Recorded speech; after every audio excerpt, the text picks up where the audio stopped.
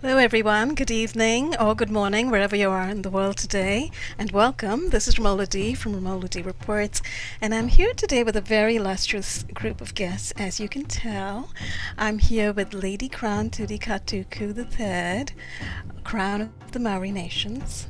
I'm here with Rhys-T. Don't know if I'm getting his name right, but he can correct me in a minute. Chief Royal Order, Chief Administrator to the Crown of the Maori Nations.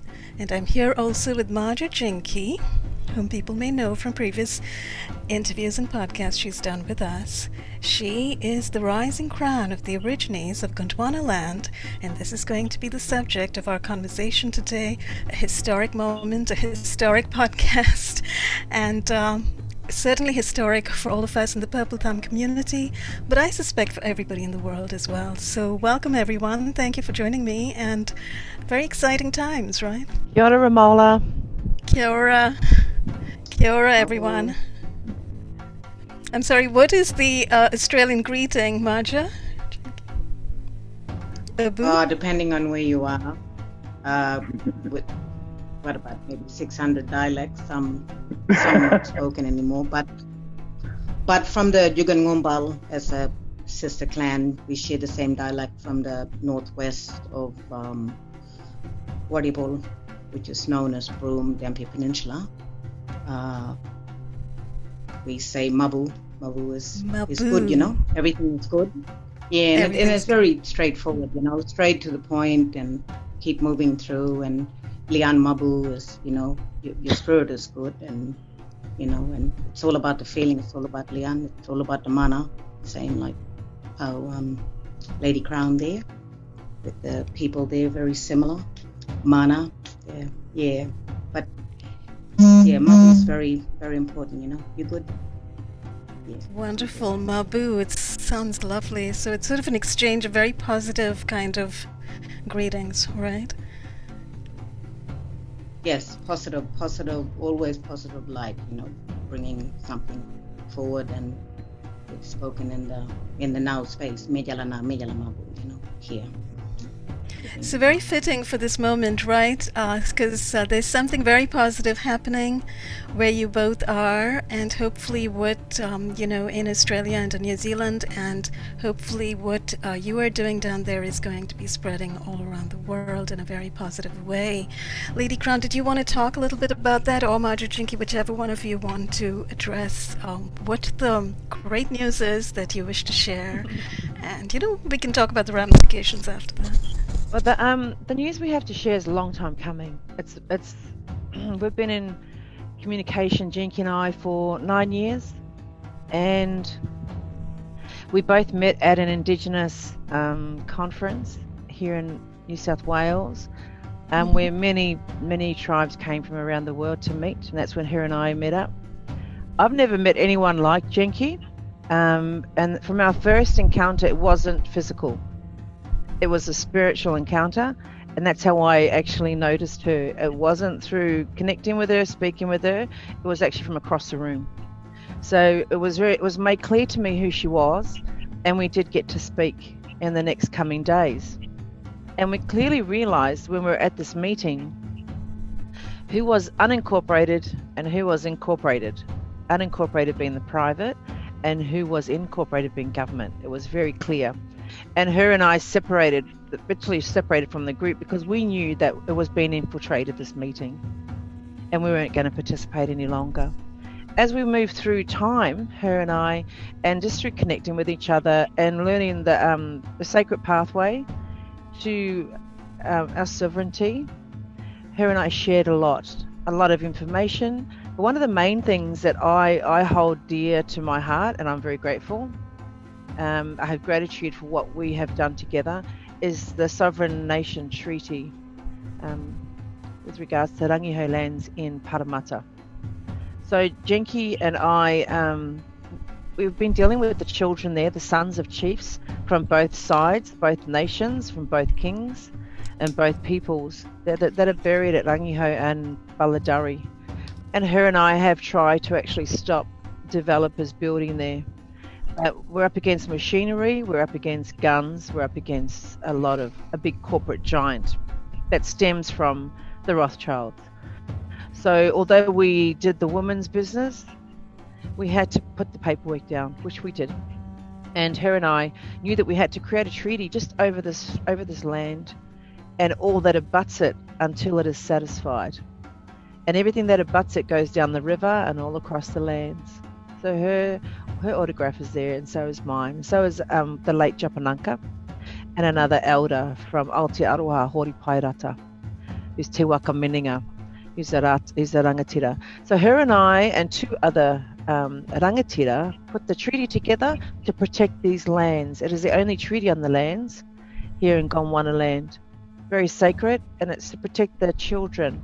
So her and I were brought forward as mothers and as grandmothers to protect the sons of chiefs. It's a big thing. It's a big thing to do. And that was done in 2014. So we've held on to that. And as time's gone on, her and I have been connected. We have to do our walk, and we do our walk on our lands. And we came back together, and I said to her, it's time. She knew what we were doing with the Crown of the Maori Nation, and she knew what was happening. Now moving forward, the Crown of the Maori Nation principals and participants, I'm talking about live claimants. Mm-hmm. We held special resolutions, a meeting, and we said it's time to call on and bring forth Maja Jingke Burra. So you decided together in a group, is what you're saying. So the Crown of the Maori Nation principals, live claimants, came together, and we had special resolutions to bring forth Maja Jingke Burra as the crown of the Aborigine nation in Gondwana land. It was time. The prophecies that I know of personally, through my direct connection with spirit, with Io Matua and with my tupuna, is that it's to raise the two countries together. We are together, we are one, and one can't rise without the other. And we knew the time was going to come. It was just a matter of myself and Maja Jingke getting ready for this. And so we did put it in the special resolutions to have an audience with Jingke and to ask that question. I mean, the paperwork is there, but it's more so our words. So her and I had that discussion on the 29th of January, and she gracefully accepted the role as Maja Jingke Burra with honour. So I'm pleased to announce this, and I'm sure Jingke would like to share her side of this relationship. Absolutely, it sounds marvelous.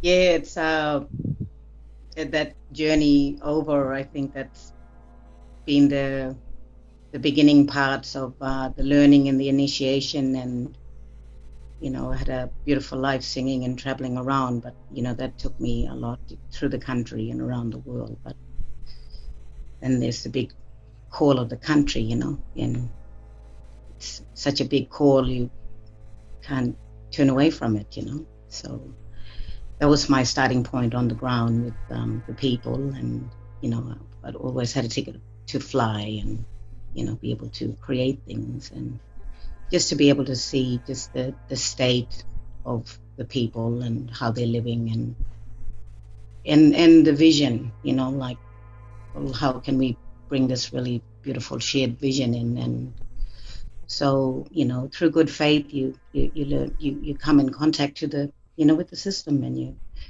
you realize who you call in is not the very people who are the light holders. So through that is another journey then that takes me traveling, and what I don't know I'll find out as part of my promises to the people. Who I need to meet to make changes possible, I will meet to make the changes possible. You deserve the greatest intelligence of minds and the most beautiful in hearts. I think that was one of the main key things, and for systemic change and response to community in crisis. And here we are, through those journeys and meeting a lot of intelligence along the way, and then meeting Lady Crown, and feeling, just looking at this amazing being and woman and mother, and and just such a just this a strong light standing up, and a lot of knowledge, and very generous and gifting, and also meeting, Chief Hori, and also, the late Jabananka and all that, was a very big decision for me, going beyond, looking at the adversity of all of the tribes, and you could go through and wait a long time for that process, but then when you're called on a greater level, and it concerns us all, and it just makes it simple to say that, even though I'm here in the far northwest and your place there on the east coast, we're still subjected to those corporations in the way we're all learning, that we're slaved and captured and all those things. So it's really important to harness those knowledge, and but learn how to walk it, learn how to affect it in the body, mind, and spirit as well. And that's a big remembering of who you are, and tuning into becoming fearless, not attracting, creating, manifesting those things, but being able to see through it and be that positive light, be the fire stick, be the light holder, and that is what we all require. We need guiding lights, and I think it's a really, really important time, more so to step up now. And I feel really, really comfortable in stepping up. Jingke, into the position. Our connection was electric. I've never seen it in another woman, as in I sensed her from across the road. I actually turned to the rangatira and said, "Did you feel that when she spoke?" And he said, "What are you talking about?" And I said, "Did you feel that? Went right through my body, electricity." And he went, "No." And I just went, "Oh, okay, it must be just me." And anyway, that was Jingke speaking. And so I waited. I thought, I'll wait till she speaks again and see what happens. And hello, it happened again. And I knew then, wow, they've pointed her out for me. The only other person, only other individual on this planet that this happened with was my husband, that we had that connection. So I knew she was special. And I held on to that. I knew I had to always stay in contact with Maja Jingke. And this is why there is another connection that's beyond us. We did things that probably scared us back then and created a treaty, which we knew would be conflicting with tribes. But we did this 2014. And today, it matters today. And nobody can change that. And no one can say it didn't happen or it's not there. That place doesn't happen. It's not real. It's there. We actually solidified it in a treaty, her and I. Treaties aren't easy. They're a marriage. They're not just a bit of paper. It's a lifetime marriage. It's unlimited. And that's what her and I have done on a piece of land, 112 acres, but it's for anything that abuts it until this is satisfied. That land encompasses an area of land which was the first piece of stolen land in Aboriginal history, and it's the area where Rangiho is, Harris Street, Rangiho, New Zealand Street.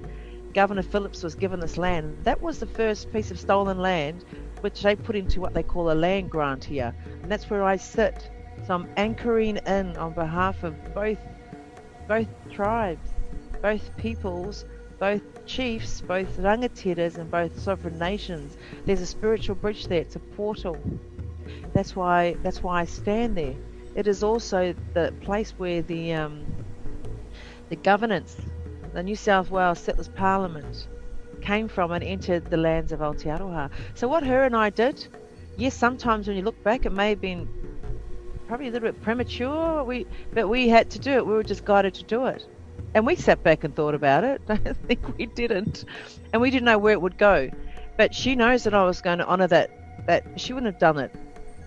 I've always honoured it. We haven't done anything with it. We've held it there.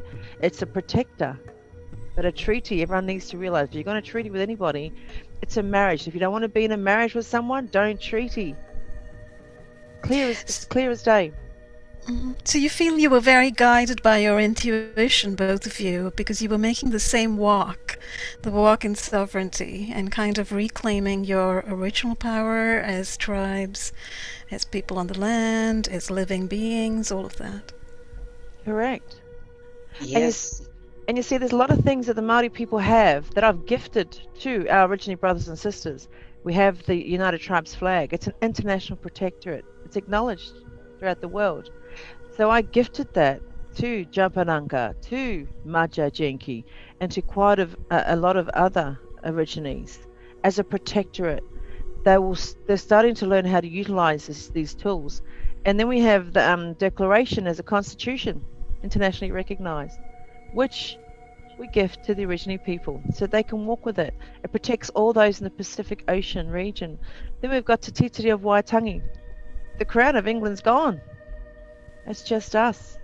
We are the successors of Te Titiri of Waitangi, which means that as a 50-50 partner to the Commonwealth of the world, everyone in the Commonwealth is native, and it's protected by the Crown of the Maori Nation, because we're the only remaining treaty.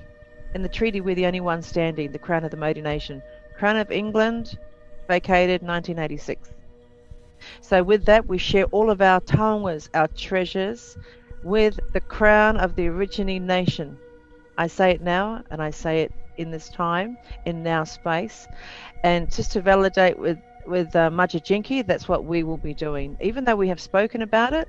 But to share this now with you, Ramola, it's on the record. Absolutely. I'm curious to hear Maja Jingke's response to that.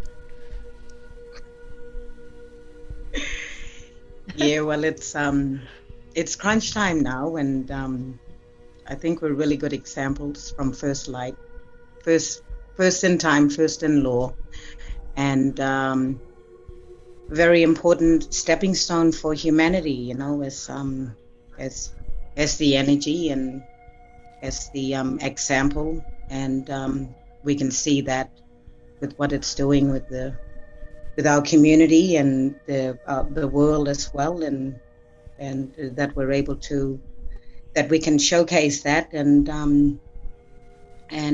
support others who are waking up and to claim their life and to connect back to their true self again, and for all of us to participate in humanity, in the shared vision together. So, you know, from looking at, you know, the adversity and everything in this country, I could, you know, spend a lot of time worrying and being undecided. But I know that I'm called within this country to be a really beautiful voice and a shining light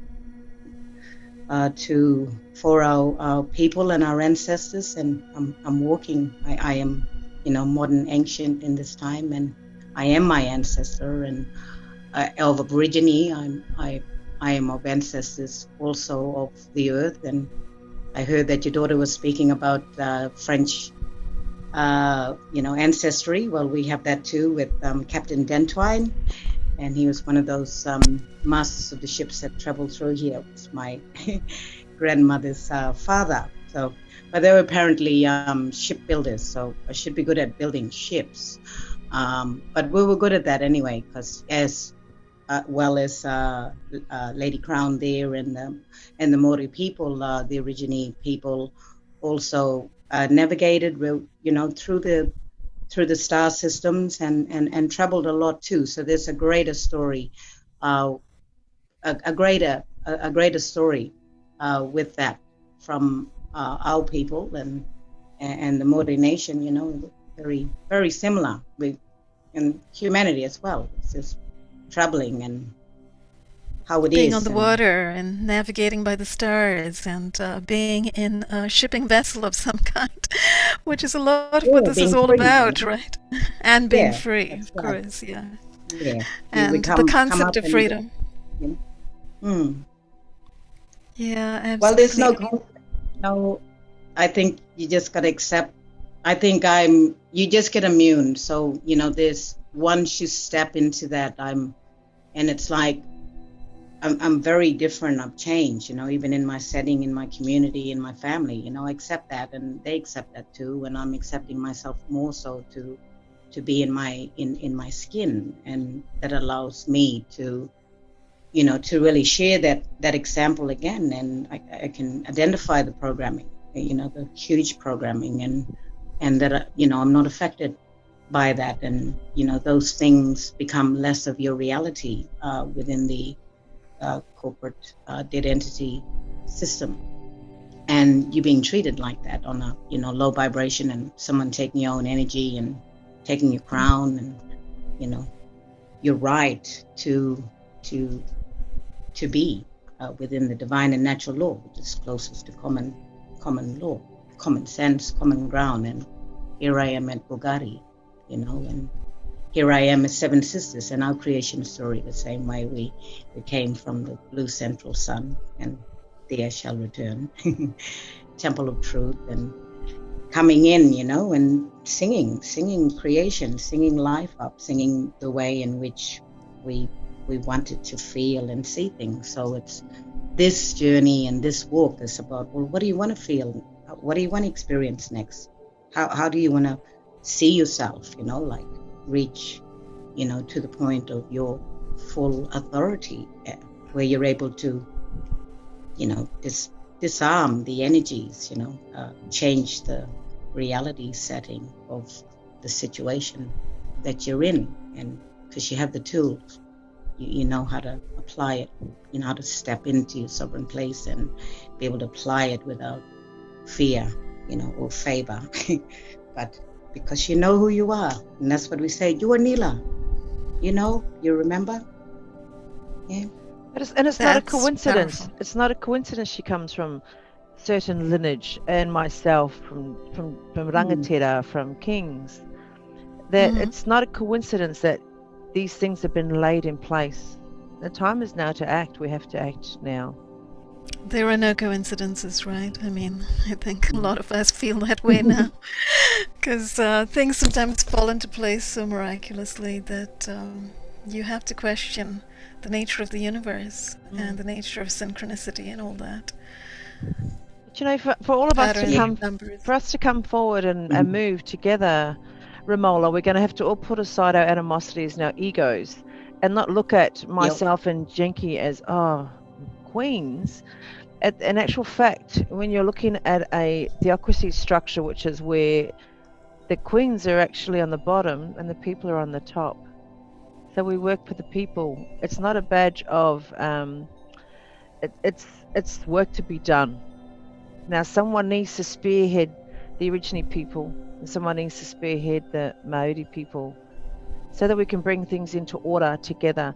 And we must be unincorporated. We cannot be incorporated, locked up. That's primary, right? That's one of the key things. We can't be shaking hands with the government. So we are absolutely private. I know that about Maja Jingke. Absolutely. She knows that about me. I was just going to add as well, the world has been tainted with their perception of what monarchy is supposed to look like. There are plenty of examples in the world that don't get talked about of, in my opinion, true monarchs who really do work for the people. Like there's a king in South America, you can actually Google this, and he was so poor because he just gave all of his money to the people. He was just looking after the people. That is a true monarch. Some parts of Europe as well, they have monarchs that aren't talked about. Why? Because they're just like everyday people. They're out there helping the people.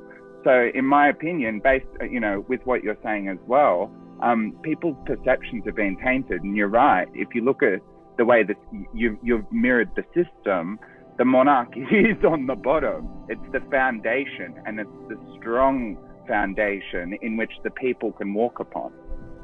Yeah.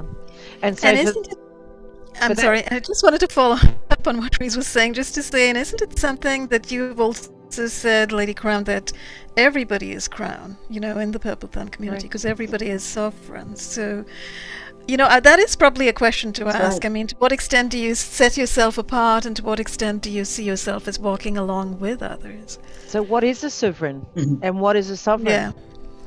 So Yeah, a good sovereign, questions. a sovereign is direct with the Supreme Creator. A sovereign, I'll Correct. share the actual meaning. One who possesses the highest authority without control. Kings and queens are sovereigns in their dominions. The authority of others is limited. So the Creator is a sovereign of all that he has made, or he or she has made. A magistrate, lady, lord, king or queen. They're the sovereigns. A sovereign is one who possesses political power or sovereignty.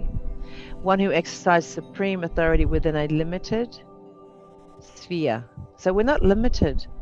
So if we call ourselves sovereigns, S-O-V, spelled that way, we're limiting ourselves. I myself am direct with Il Matua, who is our supreme creator known by many names. And Maja has her name. So we walk with the word sovereign. And so over time, people are changing their ways and they're starting to create. We are the creators of our reality. We need to create our reality and not allow anyone else to dictate to us any longer from this day forward and create our reality. We'll tell you how our reality is. And we'll tell you our language.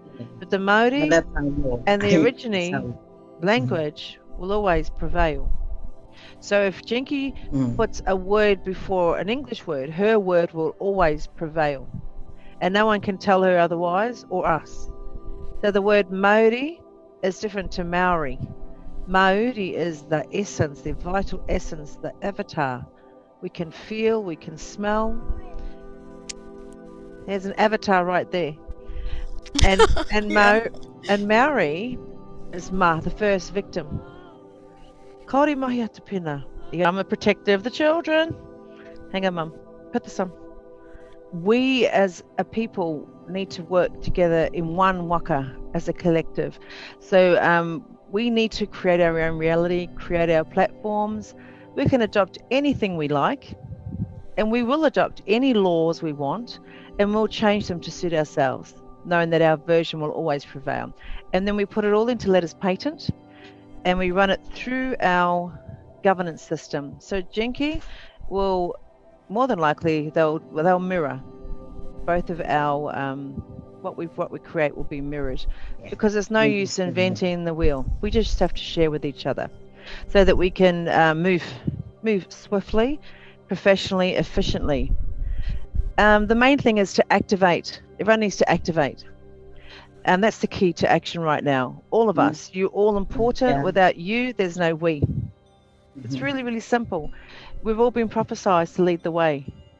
Then now is the time. Let's not talk. Let's not look at each other. Let's not create stones that we might trip over. And let's not be envious of each other.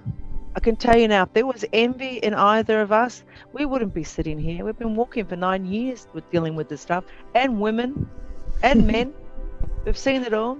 So we need everyone to bring their skills, their wairua, their tupuna, everything they've got, their attributes, their power, their mana, their uri, the essence of who they are to the table, so that we can all step up together. That's important. Like you, Ramola, you're on the other side of the world and you're with us.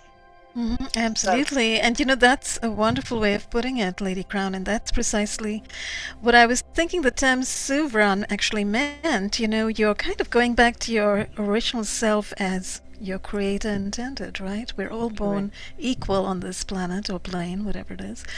And we are God's creation. And we are walking with God, even though, there are many around the world who don't have a religion and don't have a God and don't believe in God. When you walk with God or walk with creation or creator in the light of that creation, you are in your power of self. You are sovereign or sovereign. And that seems to be what you're talking about, that everybody around the world who accepts that mantle of selfhood and a power in selfhood is really aligned and working together and can walk together, right? Minus animosity. Yeah. I did want to ask about tribes, though, because you both mentioned tribes in Australia and in New Zealand. And perhaps some of what you are saying is addressed to them, right? To all of the tribes that you know and all of the people in the tribes that you know, that people put aside their differences and walk together because you're actually walking the same path. Is that your intention? Can I say this? people say, oh, that tribe and this tribe and over there, and we all say it, but I want to share this. Personally, I know firsthand from my visitation to Uluru in the centre of Gondwana land that you could say the human began in Gondwana land.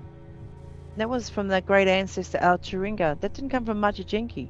This is my experience with her ancestors. So we are all one. We all came from the same birthing place. I mean, that means we all originate. So I'm happy to come walk with originally Maja Jingke Burra. And that's the alpha, the beginning, and then the omega from the start to the end. We've got to join it all up. We're the land of the first light. We're the last to be colonized. We're bringing it back together. So she's my sister, just as you are, Ramola. We aren't any different to each other. If I peeled your skin back and we all peeled our skin back, we're all the same. We all bleed the same. Absolutely. And can I add on the topic of envy, as the I guess the chief administrator in the room, watching Lady-Crown or Maja Jingke perform their role, I don't see where there should be anything to be envious of, because it's hard yaka. It's hard work. It's not like, I mean, over the last 9 months, I can say, Ramola, Lady-Crown and I and Maja Jingke have got a lack of sleep, because we sit here and we strategize and we talk about and we care about the people. How is this going to affect them at home? How is this going to affect them in their day-to-day life? So I don't see personally what there is to be envious of. But yes, there is this essence of who's the boss. Well, we're all the boss. It's just we need a collective. We need a collective source for that energy to ride within. It can't just be everyone walking around doing their own thing. And before I mute myself again, I just want to say, on the topic of, you mentioned there are some people in the world with no faith.